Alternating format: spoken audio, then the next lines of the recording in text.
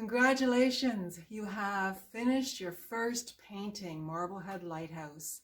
If you've never picked up a paintbrush before, congratulate yourself because you have done it. You have created a painting.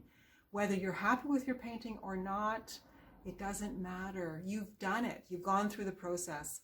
Every time we get together and I teach you how to make a painting, I will build on skill sets. We'll talk about how to do things. I'll increase the intensity of the type of language that I use. I will introduce you to art terminology, but you'll start to understand what I'm talking about. Each class will build on the class before.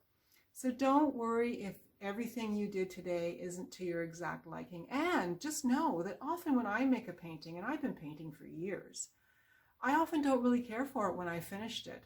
But when I walk away from it and come back a few days later, I honestly, most of the time I go, wow. So be kind to yourself.